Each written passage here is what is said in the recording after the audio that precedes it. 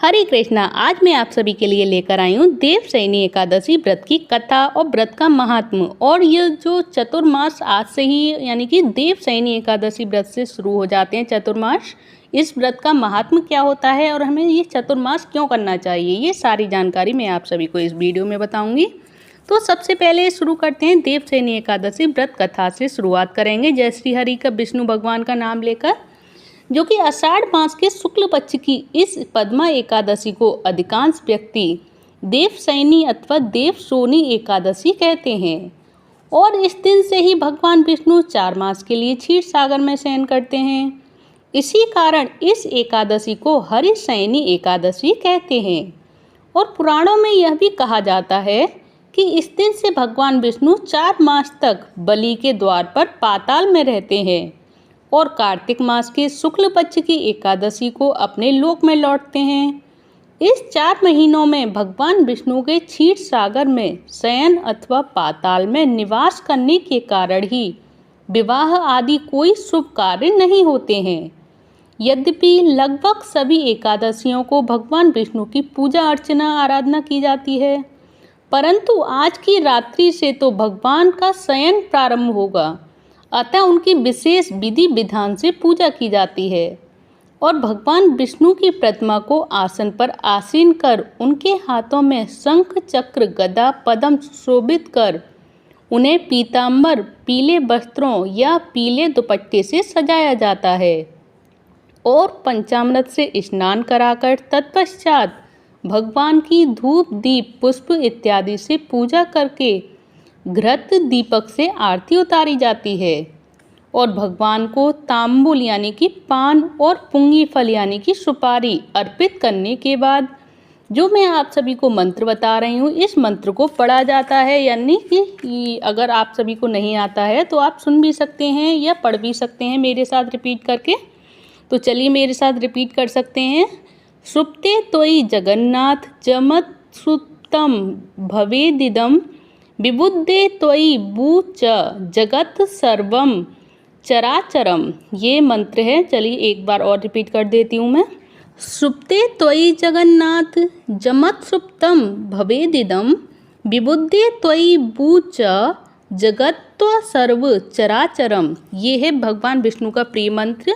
और ये आज के दिन यानी देवशयनी एकादशी व्रत पे पूजा करने के समय हमें बोलना है या सुनना है।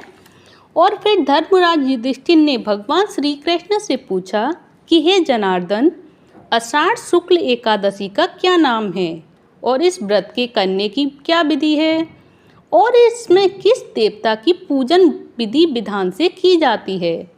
तो श्री कृष्ण भगवान कहने लगे कि हे युधिष्ठिर, एक समय नारद जी ने ब्रह्मा जी से भी यही प्रश्न किया था। तब ब्रह्मा जी ने उत्तर दिया था कि हे नारद, तुमने कलयुगी जीवों के उद्धार हेतु अत्युत्तम प्रश्न किया है।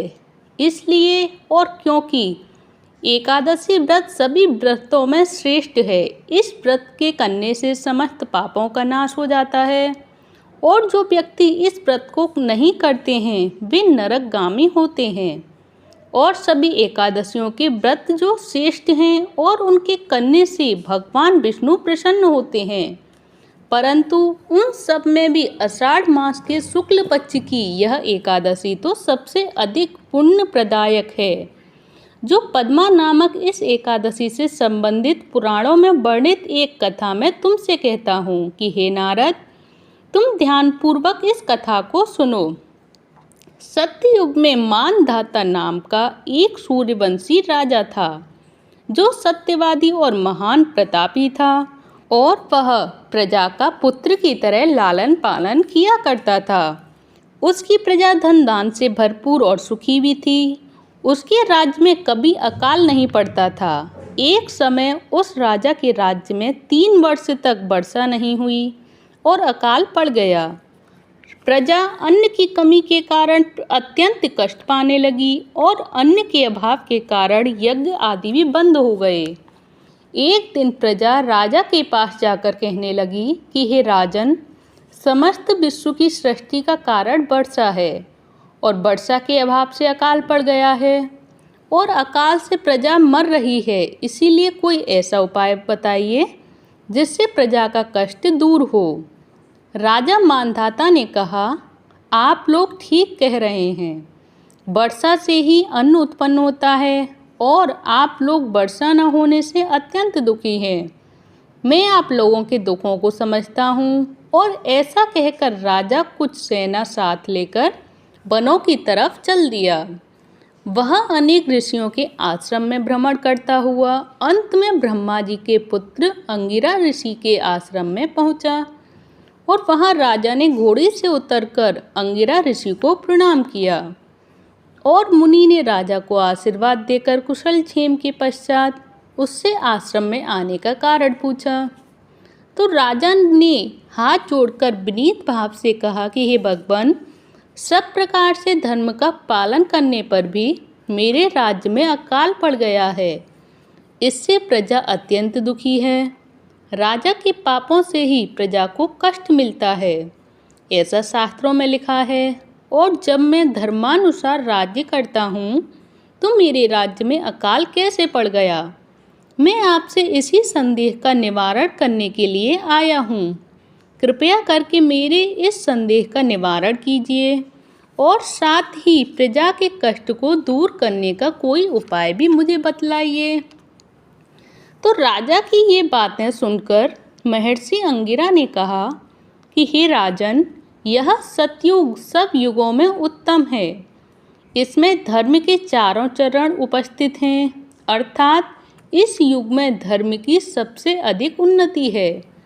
लोग ब्रह्म की उपासना करते हैं और ब्राह्मणों को ही केवल वेद पढ़ने तथा तप करने का अधिकार है। परंतु आपके राज्य में एक शूद्र तपस्या कर रहा है। इसी दोष के कारण आपके राज्य में वर्षा नहीं हो रही है। इसीलिए यदि आप प्रजा का भला चाहते हो तो उस शूद्र का वध कर दो। तो राजा ने कहा, महाराज, मैं उस निरपराध तपस्या करने वाले शूद्र को किस तरह मार सकता हूँ? आप इस दोष से छूटने का और कोई अन्य उपाय बतलाइए। तब ऋषि कहने लगे कि हे राजन, यदि तुम अन्य उपाय जानना चाहते हो तो सुनो। आषाढ़ मास के शुक्ल पक्ष की पद्मा नाम की एकादशी का विधि पूर्वक व्रत करो। इस व्रत के प्रभाव से तुम्हारे राज्य में वर्षा होगी और प्रजा भी सुख पावेगी। इस एकादशी का व्रत सब सिद्धियों को देने वाला तथा उपद्रवों को शांत करने वाला है। अतः प्रजा सेवकों तथा मंत्रियों सहित तुम इस व्रत को करो। तो मुनि के वचन सुनकर राजा अपने नगर वापस आ गया और विधि पूर्वक पद्मा एकादशी का व्रत किया। उस व्रत के प्रभाव से वर्षा हुई और प्रजा को बहुत सुख पहुंचा। इस हरिशयनी एकादशी का व्रत सभी मनुष्यों को करना चाहिए, क्योंकि यह व्रत इस लोक में भोग और परलोक में मुक्ति को देने वाला है।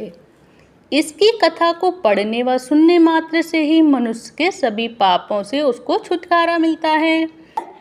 तो आप सभी को ये सारी जानकारी पहले से थी या नहीं, ये भी बताइएगा, और अगर थी तो प्लीज़ कमेंट बॉक्स में बताएं, और नहीं थी तो मैंने आप सभी के साथ शेयर किया। आप एक दूसरे के साथ शेयर करके पुण्य के भागी बन सकते हैं।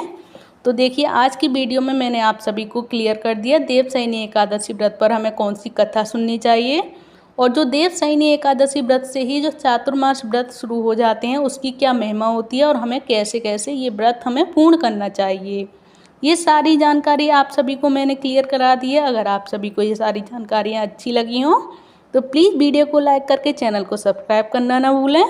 धन्यवाद। हमेशा जपें, हमेशा सुने। हरे कृष्ण कृष्ण कृष्ण हरे हरे, हरे राम राम राम हरे हरे। जय श्री कृष्ण चैतन्य प्रभु नित्यानंद, श्री अद्वैत गदाधर श्रीवासादि गौर भक्ति वृंद। जय श्री कृष्ण।